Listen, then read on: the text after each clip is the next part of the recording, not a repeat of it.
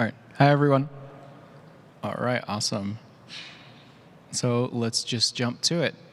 So a little bit about me. Well, name's Max Espinoza. I'm a senior platform architect at Viasat, which is a telecommunications company that's satellite-based. If you guys have heard of us, it's probably from residential services or airline flights. I have 9 years in the industry.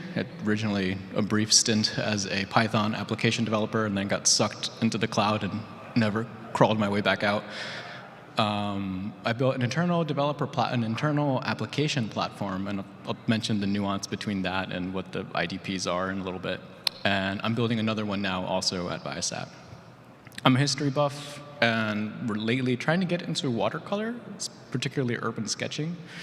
It's interesting. You can be kind of bad at it, and it fits the aesthetic. But anyways, that's not why you're here. So this talk is, there is no silver bullet, the complexities of building an internal developer platform. So I'll go into what an IDP is, like at a very high level. There's better talks that go into that in more detail. I'll talk about a real-world IDP that we're building out at Viasat right now. And then I'll get into the meat of the topic, which is the complexities that we've faced in doing this, including service mesh choices, internal shared ownership, centralization choices, issues with poor UX resulting in more support, and then a couple points about getting started.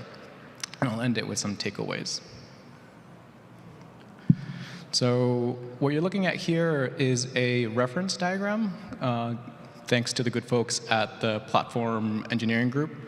They published actually a couple of these in different formats for different cloud providers, some of them even like multi-cloud. But anyways, you can pick up one of these, and it's a really good starting point to understanding and implementing your own IDP in your organization. What you'll see here, and I hope it's clear enough in the view over here, is that it's broken up into several planes. The first plane being the developer control plane. This is where I think most of the devs spend most of the time.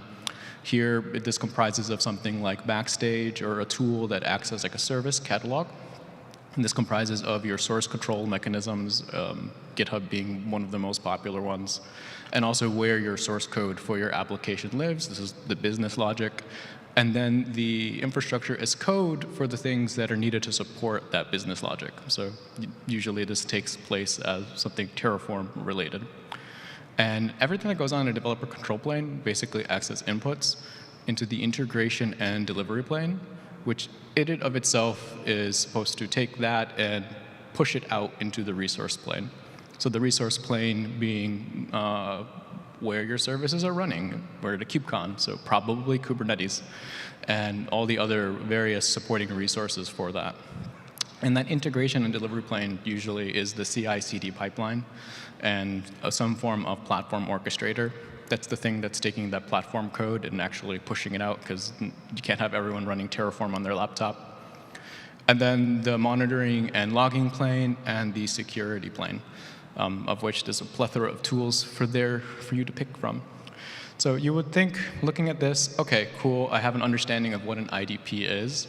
I'm just missing one really, really essential component, namely Vim. And sorry.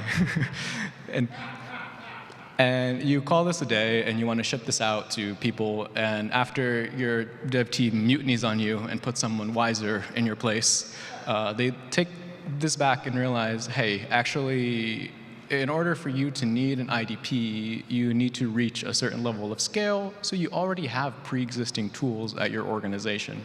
You already have some patterns of working with. You likely already have like pseudo IDPs lying around. So you need to figure out how to basically meet the organization where they are, and this is kind of our take at it at Viasat.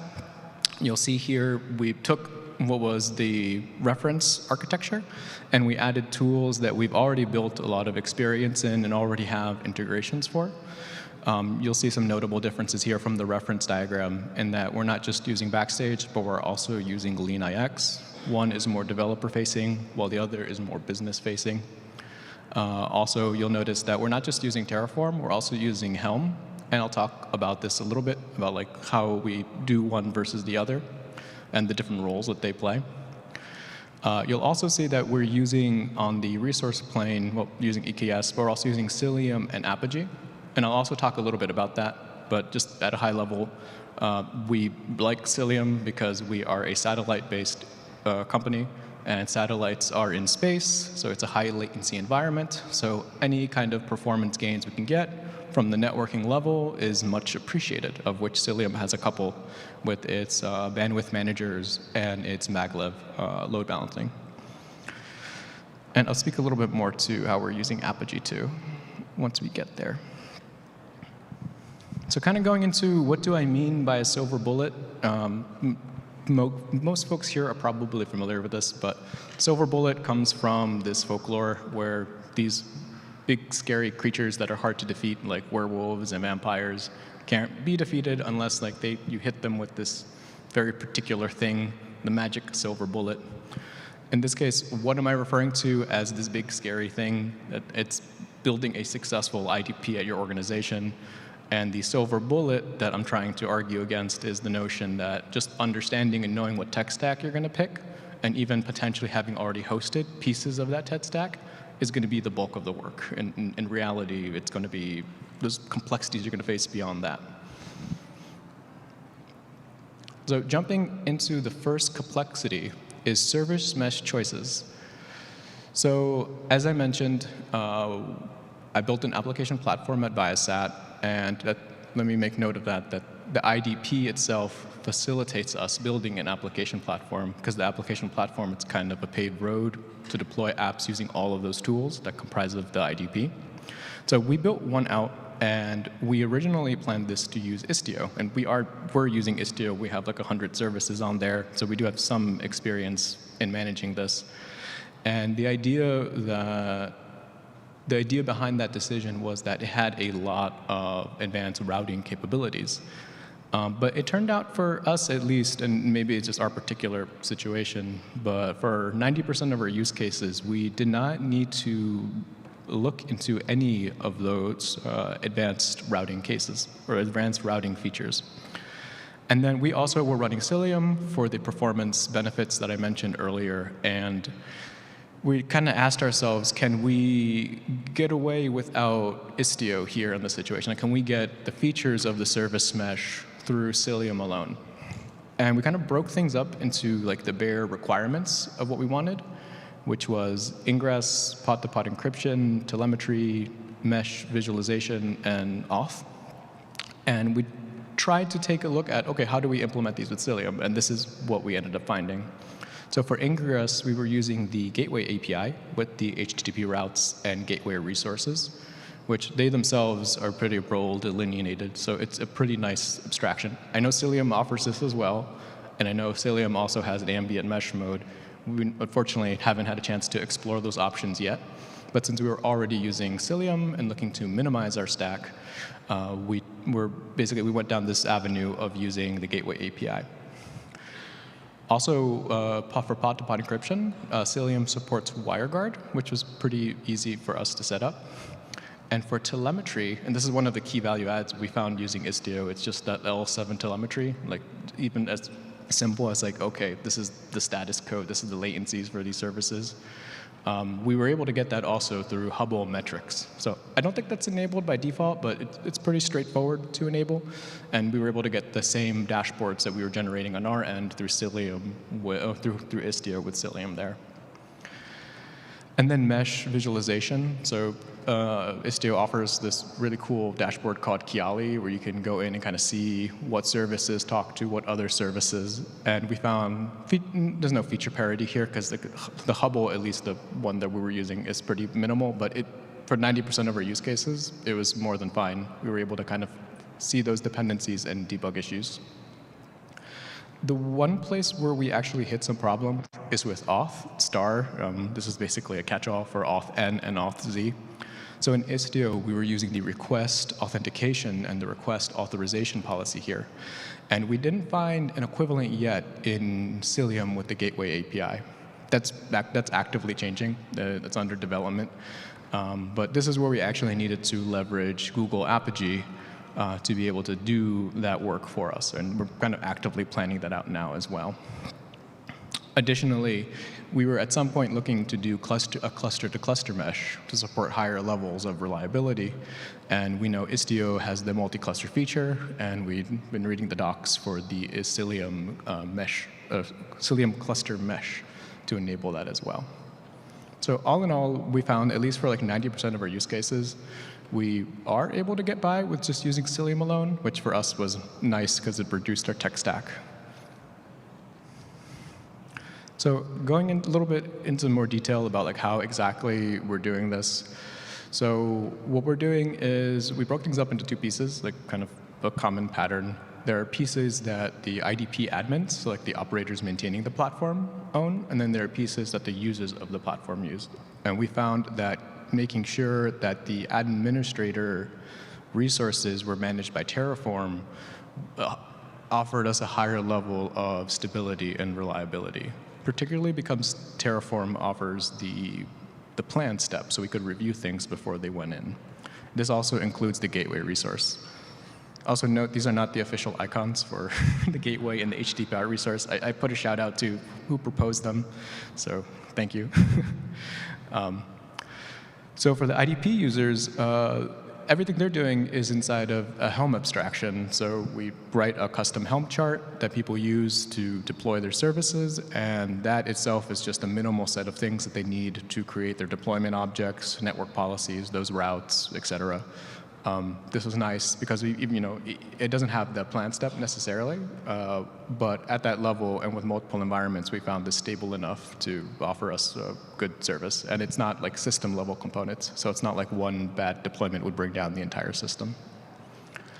What you see on my right is particular specific configurations that took us a little while to discover. The tooling enables what we wanted to do. We just found we needed to tweak a couple knobs in order to get it to actually work in the way that we wanted. Particularly those first two there, like the trusted number of hops. In our case, the way we were using Cilium, we wanted it to preserve the source IP. And we needed to enable these on the Cilium Helm chart in order for us to preserve the source IP to write network policies that allowed us to do blocking on certain IPs. And then the last two are also additional things that we needed for this kind of system, particularly because there's no operator here creating the load balancers. We're actually orchestrating them directly through Terraform. So I hope that took us some time to figure out. So that took us some time to figure out. So I hope that saves you guys some time too. On to the next complexity of the basically challenges of building an IDP is the notion of internal shared ownership. So in this case, even though you have a system that's self-service, you could accidentally end up having assumed ops expectations, which accidentally basically makes you, as the platform owners, a de facto SRE for these services.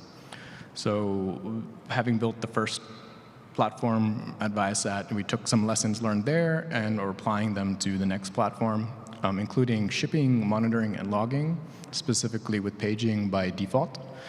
This really helps establishes that sense of ownership if the issues go to the respective parties that actually have the ability to resolve the issues. Also providing holistic cost visibility. In our case, for cost savings, we're hosting things in a multi-tenant cluster, so it can kind of be opaque unless there's something there to look at the cost of what's happening within that cluster on a per namespace or per pod level. And then offering rich self-service docs or onboarding, particularly around debugging, so customers can resolve their own issues. So what you see here is on the left, a quick snapshot of QCost, which is the tool that we're using to be able to peek into Kubernetes and see the cloud spend per namespace. We actually run this in a mode where we can see this across multiple clusters, and we can, with labeling, be able to aggregate things not just on a per namespace level, but per specific products and services, which we found very helpful. On the right, you'll see that alerting abstraction. Now, yes, you could have your developers write the Prometheus rules. You can have them fidget with their alert manager configs. But those all act as friction And basically, this abstraction, or some kind of abstraction, will help them be able to set that up faster so that way they can feel like they have ownership over their application faster. And we found that particularly helpful. And for documentation, TechDocs has been particularly helpful for us, mainly because, one, we can just write Markdown, and secondly, we can use the search functionality in there, and people can very quickly find issues that they have and debug.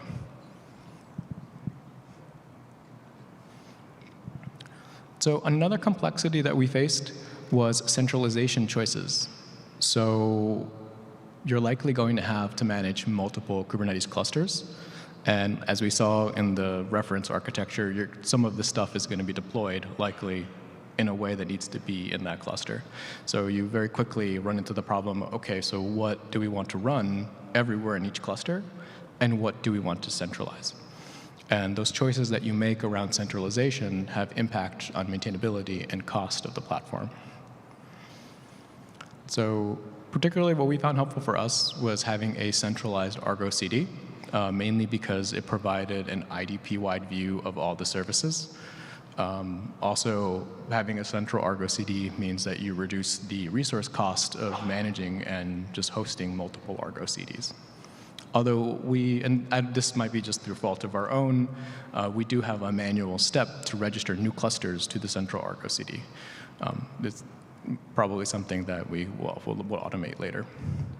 There's also, we found we needed to improve stability, so not just having one Argo CD was helpful. We actually broke it up into two. One is a customer Argo CD, and the other is an administrator Argo CD. And the difference here is that that administrator Argo CD's reliability needs to be very, very high, because without it, you won't be able to solve the customer issues. So by breaking it apart, we kind of also broke up the risk.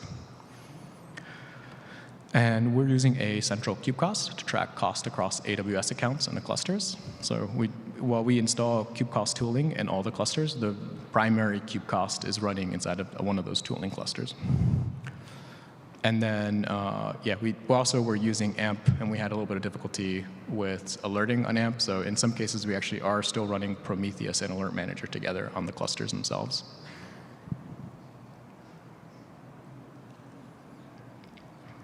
So to the next complexity, which is the poor user experience resulting in support.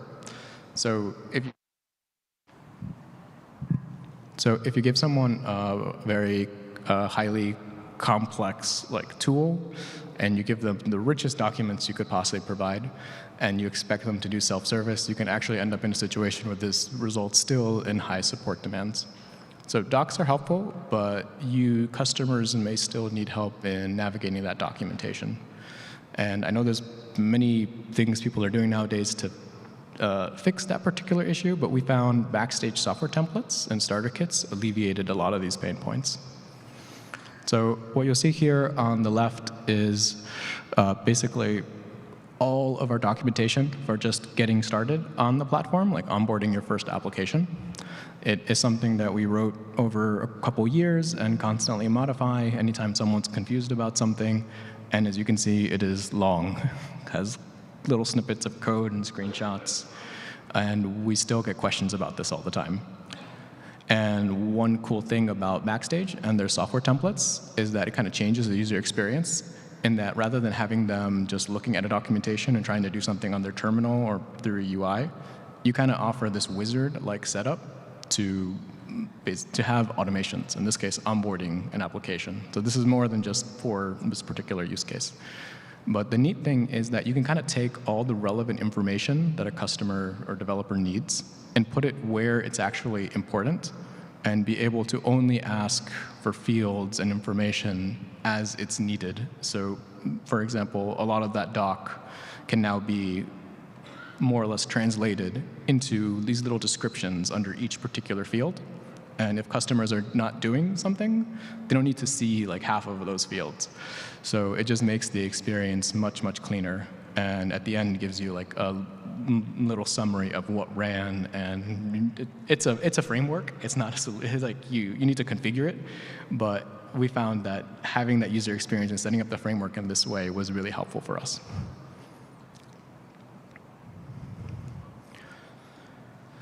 So for getting started, if you look at that reference diagram, depending on where your company is and how much of that stuff you're currently supporting, it could be a particularly big undertaking, and you could also be at risk of having slow returns, which in and of itself results in diminished trust, which is not good. So for us, we found getting started by shoring up some core services like Argo CD, GitHub Action Runners, EKS provisioning. That helped us kind of build the foundation for what was the next piece, which was Terraform infrastructure pipelines, which is our version of a platform orchestrator, Backstage, and eventually the application platform that I've been referring to in the talk. Also having clear communications around time savings and tracking the developer experience along the way. So what you'll see here in the reference diagram is in our use case, we happen to have we were able to pool investments into some of those core technologies that I've highlighted here on the box on the right. And that helped us basically set up that foundation for the next piece and eventually the application platform. Also, what you see in the upper right-hand corner is just a diagram where we've used this a couple times to help communicate the value add of a platform. Again, it doesn't generate money directly. It increases productivity and improves developer satisfaction. And just being able to show the time savings and the number of things that you don't have to do, we found was very helpful, not only to talking to stakeholders, but also talking to developers. And then clearly tracking the developer experience. In our case at Viasat, we use DX to do this. Basically, surveys that go out, and then we aggregate that data, and it helps us kind of track to see where we are in terms of developer satisfaction with our tooling. So some takeaways, building an IDP is more than just hosting the IDP services. Even if you're buying off-the-shelf solutions, there's likely gaps between what the solutions offer and what your organization needs. There are considerations that are going to be custom tailored to those needs. And the end goal of the IDP is to improve the developer experience. And developers are people. They may have preferences for certain tools and subject matter expertise in certain tools. And that's something that we have to actively keep in mind when building out IDPs. So quick shout out to my colleagues at Viasat, Nano Banana for the awesome images, the CNCF communities, and the Platform Engineering Day for giving me the opportunity to speak. And if you need to reach me, you can connect with me at readthinkhack.org or just check that QR code there. Cool, thank you. See you guys around. So you had on one of your slides about the developer experience survey. Is that something that's built into your IDP, or you're doing like SurveyMonkey or something set offline for that? And just checking this work. Okay, cool. Yeah, no, we're using a tool called DX. It's a separate tool that is basically built around tracking, and I'm not an expert at DX. I only use the surveys for the tooling that we get back. But it asks customers in your organization routine surveys that they answer, and it infers from that and generates basically data that you can look at in terms of the feedback. So we use that tool not just in this case, we use it for many other tools, and it has a lot of basically plugins, connectors, however you want to call it, to a lot of data sources, and it can generate a lot of cool reports for your organization. Yeah, we found it helpful in that regard at least. All right, we got a question over here in this corner. You're hosting this totally in the cloud on AWS? Oh, sorry, what was that? You hosting this entirely in the cloud on AWS? Correct, yes. Right now we're using EKS. Okay.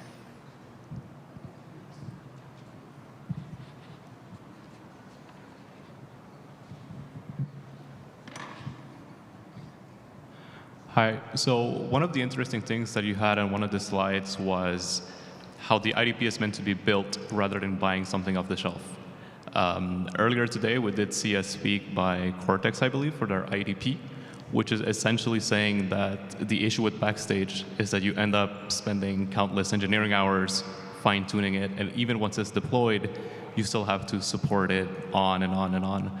I'm curious if this is the experience that you have with Backstage and why you decided to go for Backstage rather than another solution like Cortex that's tends to be more off the shelf, if you will? Oh, that's a good question. I'm not the backstage expert at the company, but to speak to like the difficulty of like getting adoption and backstage itself, we did originally actually host backstage and like during a first attempt, and it didn't see that much adoption. It wasn't until we hosted it the second time and started integrating it with more tooling that we started seeing adoption, and it seemed to be something where, at least I haven't reviewed or looked into Cortex or the other offerings. So this is like Viasat's first dipping its toe into something like backstage. But the software templates and the tech docs in particular were really good features to kind of drive adoption for that tooling. Because everyone was having the problem of how do they make their documentation discoverable. You had some people hosting in MK Docs. Some people were hosting on like Confluence. But everyone seems to love Markdown, and the tech docs lets you actually install different plugins. You can actually like render mermaid diagrams and everything. So people started using that, and then naturally it seemed like they wanted to start using more, and software templates was like the next main tool that they started digging into. And that was nice because it offers a really like standardized and sleek UI in front of like whatever thing you're trying to do behind the scenes.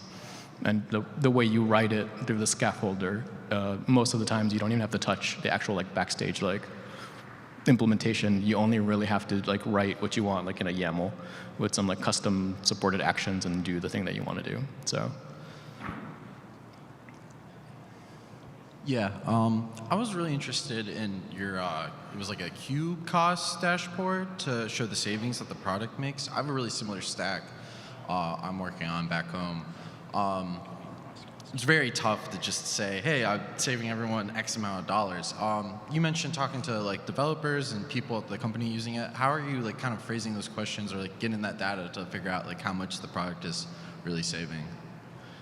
Okay, I heard everything up until the second to last part. There's like these two delayed echoes. Can you repeat that again? Oh, I'm so Just sorry. the last part. Yeah. I'm just kind of wondering, like, how are you approaching the developers, like the people of the company using the tool to figure out like the cost savings of using the stack that you're creating versus just like the old monolith solutions that they were doing before? So for us, in our case, we're hosting this platform on a couple AWS accounts, but mainly they're centralized AWS accounts that the platform engineers own. And to just like go in there and look at the cost explorer doesn't give you a breakdown. And I know this changes now with like EKS has some level of cost availability into namespaces, but we had the problem where the developers would build things and then not really track their costs very much, and it'll kind of fall on us, and we have to report back to them and be like, hey, you guys are spending a lot. So cube cost helps because one, it helps centralize things. Second, you can generate reports like in PDF or whatnot, just even like links to pages, and they can see their cost across the different AWS accounts for their Kubernetes clusters.